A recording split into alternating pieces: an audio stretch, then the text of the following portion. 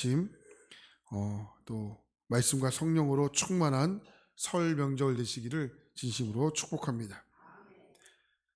지금까지 길게 이어졌던 시편 설교가 이제 5편 남았습니다.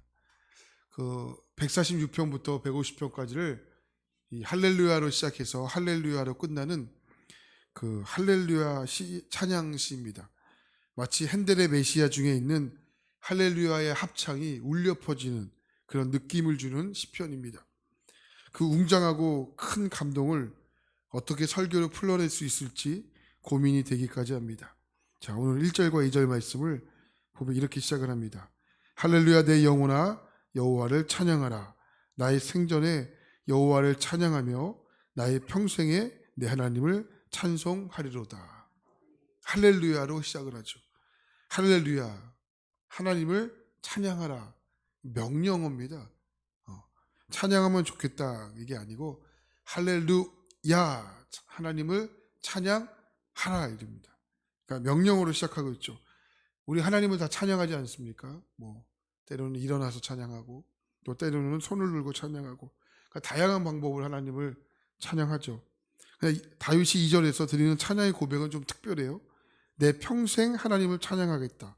그러니까 내가 살아있는 한 하나님을 찬양하겠다. 그러니까 다윗은요, 내가 살아있는 한 하나님을 찬양하겠다라는 고백이에요. 그러니까 이 고백을 봐도 알 수 있지 않습니까? 다윗의 인생 중에 가장 소중한 것이 찬양이었구나. 그러니까 이거 알 수 있어요. 그러니까 그 마음의 뜨거움이 우리가 드리는 찬양과는 뭔가 다르다라는 느낌을 받게 되죠. 여러분도 다윗처럼 내 평생 하나님을 찬양하겠다. 내가 살아있는 한 어떤 상황이 있을지라도 하나님을 찬양하겠다. 그러니까 이 고백을 여러분들도 다 하시지 않았습니까? 근데 이 고백은요, 아무나 할 수 있는 고백이 아니에요. 다윗은 찬양을 자신의 명예와 자신의 목숨보다도 이건 비교의 대상이 되지 않는 거예요. 그냥 앞서 있었다 이 정도가 아닙니다. 이건 비교의 대상이 안 되는 거예요. 그 대표적인 장면이 법궤가 다시 예루살렘으로 돌아왔을 때 다윗이 춤추는 장면 아니지 않습니까? 이 법궤 앞에서 다윗이 춤을 춰요. 그 아내였던 미드갈이요, 다윗이 이런 어처구니 없는 그 장면을 보고 다윗에게 격분하죠. 그리고 말합니다. 어떻게 왕이라는 분이 여종이 보는 앞에서 이 몸을 드러낼 수 있다는 말입니까? 당신의 부끄러운 모습을 보니 꼭 바보와 같습니다. 이렇게 표현을 해요. 그러니까 입에도 담을 수 없는 막말을 하죠. 근데 이때 다윗이 했던 이 대답이 너무 멋집니다. 사무엘하 6장 21절을 보면 이는 여호와 앞에서 한 것이다. 그가 너희 아버지와, 너희 아버지는 사울을 이야기하는데, 그의 온 집을 버리시고 나를 택하사 나를 여호와의 백성 이스라엘의 주권자로 삼으셨으니 내가 여호와 앞에서 뛰노는 것은 너무나 당연한 것이다. 그러면 6장 22절에 이렇게 이야기합니다. 앞으로도 이런 일이 다시 일어나면 나는 더 낮아질 것이다. 체면을 다 잃은다 할지라도 나는 여호와 앞에서 또 그렇게 춤추며 노래할 것이다. 여러분, 이게 즉흥적인 반응이 아닌 겁니다. 그는 자기의 위신과 어떤 체면보다 하나님을 찬양한 것을 당연하게 여겼던 사람입니다. 비교의 대상이 안 되는 거예요. 나의 위신과 나의 체면이 어떻게 하나님과 찬양하는 것보다 더 이게 비교하게 될 수 있겠는가? 그러니까 우리 돌아봐야 됩니다. 우리가 찬양할 때 하나님을 어떻게 찬양하고 있는가? 나의 체면, 나의 위신, 이것이 먼저 생각이 난다면 여러분, 우리는 내 평생에 나의 살아있는 나 하나님을 찬양하겠다, 이 고백은 할 수 있는 고백이 아닌 거예요. 이 고백만 봐도 우리가 알 수 있는 것 아니겠습니까? 그러니까 미가엘도 하나님을 믿었죠. 다윗도 하나님을 믿었습니다. 그러니까 똑같은 하나님을 믿지만 하나님 앞에 드리는 찬양이 이게 같을 수가 없다는 거예요. 미가엘에게는 보이지 않는 하나님보다 보이는 남편의 위신과 남편의 체면이 더 중요하게 여겼다는 거죠. 근데 다윗은 반대입니다. 여러분, 이 차이를 구분할 수 있겠습니까? 똑같은 찬양이라 할지라도 이렇게 다릅니다. 다윗이 어떻게 이렇게 고백할 수 있었느냐? 하나님이 누구인지를 정확히 알고 있었다는 거예요. 하나님이 누구인지를 선명하게 알고 있었다는 거예요. 다윗은 하나님을 정말 의지하고 믿고 살았던 사람입니다. 하나님이 가장 중요한 인생이었다는 겁니다. 사도행전 6장을 보면 스데반이 등장합니다. 성경에서는 스데반을 가리켜 이렇게 표현합니다. 사도행전 6장 15절, 공회 중에 앉은 사람이 다 스데반을 주목하여 보니 그 얼굴이 천사의 얼굴과 같았다. 천사의 얼굴. 여러분, 어떤 얼굴이 천사의 얼굴일까요? 성경에서는 문자로만 나와 있기 때문에 천사의 얼굴이 어떤 얼굴이었길래 천사의 얼굴이었을까 이렇게 설명하지는 않습니다. 여러분, 천사의 얼굴 어떤 얼굴일까요? 잘 먹고 잘 쉬면 천사의 얼굴이죠. 얼굴이 포동포동 살이 올라오면 천사의 얼굴이죠. 미스코리아 나간 분들을 보고 야, 어쩜 이렇게 천사 얼굴일까? 네, 이렇게 말씀하시죠. 근데 그렇지 않습니다. 얼굴이 아무리 이쁘고 얼굴이 아무리 멋져도 잘생겼다고 이야기하지, 네, 아름답다고 이야기하지 천사의 얼굴이라고 이야기하지 않습니다. 그럼 어떤 것을 보면서 천사의 얼굴이라고 이야기했을까? 스데반의 상황을 보면 그 단서를 볼 수 있는데, 자기를 모함하고 거짓으로 증언하고 죽이려고 하는 그런 분위기 속에서 얼굴에는 전혀 두려운 기색이 없었다. 그러니까 사람을 원망하는 기색도 분노와 혈기가 그 얼굴에 나타나지 않았다. 그러니까 당연히 그럴 만한 거예요. 스데반의 상황이에요. 근데 스데반의 얼굴을 보니까 그럴 만한 기색이 없었다. 그러면 스데반이 돌에 맞아 죽으면서 기도 속에 천사의 얼굴을 만날 수 있어요. 7장 60절, 무릎을 꿇고 크게 불러 이르되 주여 이 죄를 그들에게 돌리지 마옵소서, 이 말을 하고 자니라, 이렇게 표현해요. 그러니까 자기에게 돌을 던져 죽이려고 하는 사람들에게도 용서하고 또 사랑하는 얼굴이었기에 성경에서는 그를 가리켜 천사의 얼굴이었다라고 표현합니다. 여러분, 이것은요 숨길 수가 없는 겁니다. 이 얼굴은요 꾸밀 수가 없는 거예요. 하나님만을 전적으로 의지하는 사람, 이 사람은 정말 이해할 수 없을 정도로 하나님에 대한 찬양이 그 얼굴에 확 나타나게 되는 거예요. 네. 여러분, 우리에게 하나님께 주신 공통적인 사명은 우리의 얼굴에 있습니다. 이 얼굴이 우리의 사명입니다. 얼굴에 이런 천사 얼굴이 확 나타나는 거예요. 네. 이것이 우리의 사명입니다. 정말 여러분, 저는 여러분들이 전적으로 하나님만을 의지하게 되는 여러분들에게 축복합니다. 하나님을 의지하는 분들은 그 염려의 묶임에서 풀어지게 되는 겁니다. 두려움과 근심의 무거운 짐이 다 벗겨지게 되는 겁니다. 여러분, 우리가 무엇을 하려고 하는 것이 아닙니다. 그 결단을 통해서 하나님이 역사하시는 겁니다. 오늘 이 아침 여러분들이 그 결단하는 이 아침 되게 축복합니다. 3절에 다윗이 이렇게 말할 수 있었던 거예요. 귀인들을 의지하지 말며 돌 힘이 없는 인생도 의지하지 말지니 그의 호흡이 끊어지면 흙으로 돌아가서 그날에 그의 생각이 소멸하리로다. 누가 여기서 예외가 있을 수 있겠습니까? 그러니까 힘 있는 사람, 돈 있는 사람을 의지하게 되어 있는 겁니다. 이게 인간의 본능이에요. 그런데 이렇게 본능을 따라 의지하면 인간은 하나님을 찬양하기가 매우 어렵습니다. 왜 그렇습니까? 의지하는 대상이 다르기 때문에 그렇습니다. 근데 어느 순간 어떤 일에도 하나님만 의지하는 사람에게는 다른 사람들이 이해하지 못하는 상황 속에서도 하나님을 계속 찬양하게 되는 거예요.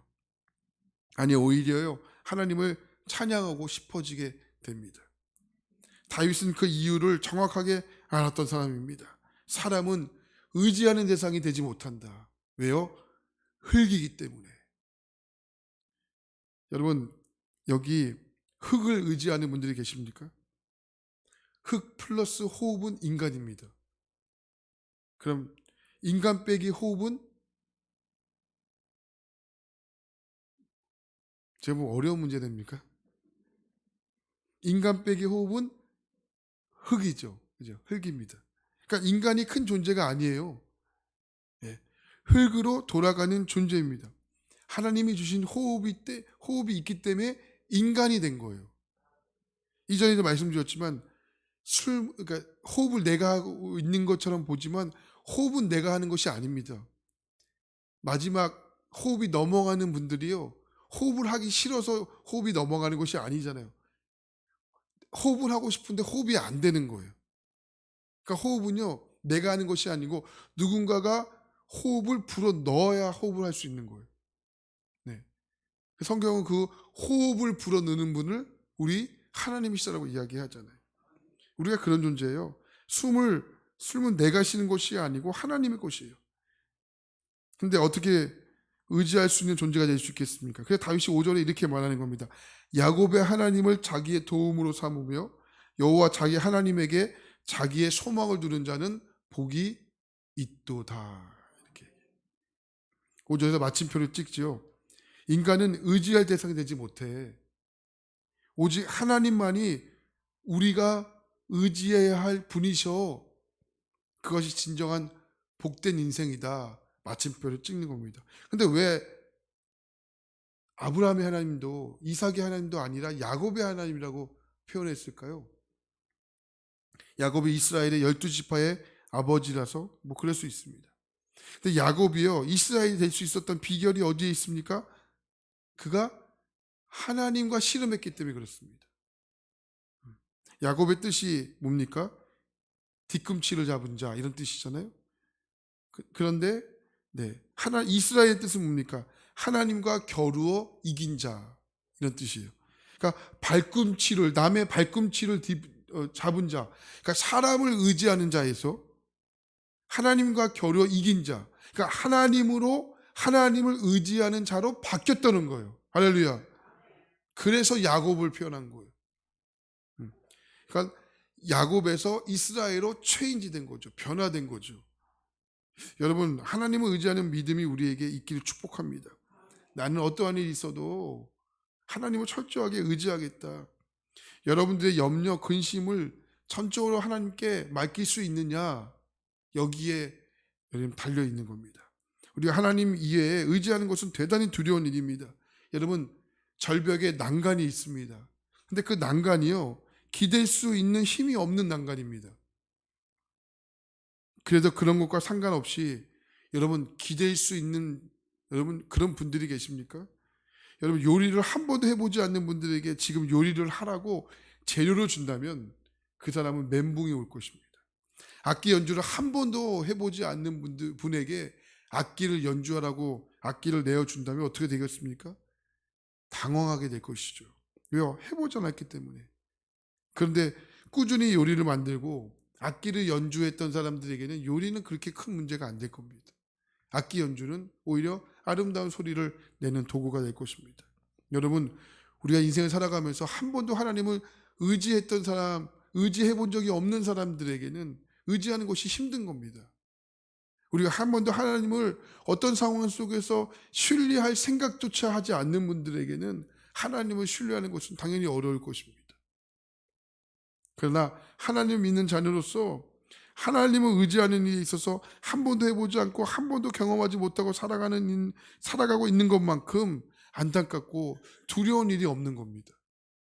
여러분, 이제부터라도 어떤 일이 나에게 찾아온 줄 알지라도 하나님을 의지하기로 결단해 보시기 바랍니다. 결단은 내가 하지만 하나님이 도우실 겁니다. 하나님 여러분들에게 힘 주실 겁니다. 하나님께 전적으로 맡기는 일은 절대 두려운 일이 아닙니다.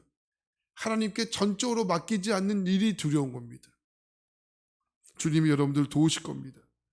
그 결단이 여러분들을 살릴 것입니다. 오늘 이 아침 우리가 하나님께 기도할 때 이렇게 기도했으면 좋겠습니다. 하나님, 어떠한 일에도 주님만 의지하며 살겠습니다. 어떠한 일에도 내 평생 하나님만 찬양하며 살겠습니다. 이것이 내 힘입니다.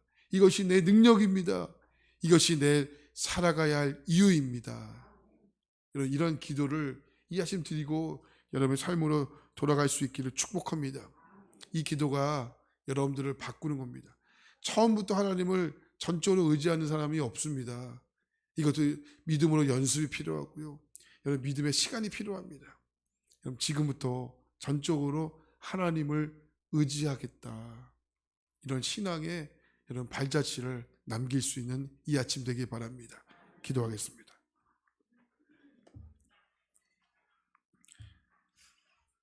하나님, 찬양에도 분명한 차이가 있습니다. 오늘 다윗이 고백합니다. 내 평생에 내가 살아있는 한 하나님을 찬양하겠다. 하나님, 참 멋진 고백이지만 오늘도 우리가 이 찬양, 이 고백을 할 수 있기를 원합니다. 하나님, 나도 내 평생에 하나님만을 찬양하겠습니다. 살아있는 한 어떠한 상황에 있을지라도, 찬양할 수 없는 상황에 있을지라도 하나님을 찬양하겠습니다. 하나님, 이런 고백이 나의 고백이 되길 원합니다. 우리 모두의 고백이 되기를 원합니다. 하나님, 그러기 위해선 전적으로 하나님을 의지해야 합니다. 전적으로 하나님을 신뢰해야 합니다. 하나님, 우리가 신앙생활하면서 한 번도 하나님을 전적으로 의지한 적이 없고 하나님을 전적으로 신뢰한 일이 없다면 오늘 이 아침 그런 분기점이 되게 하여 주십시오. 내가 하나님을 전적으로 신뢰합니다. 전적으로 하나님만을 의지합니다. 하나님, 이런 믿음의 결단과 믿음의 기도를 주 앞에 올려드리는 이 아침 되기를 원합니다. 하나님, 우리가 다윗처럼 야곱의 하나님을 정말 도움으로 삼는 자, 사람을 의지하지 않는 자 복이 있다. 이 말씀의 기록이 오늘 우리의 고백과 또 우리에게 임재하는 하나님의 응답이 되게 하여 주옵소서. 그렇게 하실 주님께 모든 영광 올려드리며 살아계신 예수 그리스도의 이름으로 간절히 기도합니다. 아멘. 하늘에 계신 우리 아버지여,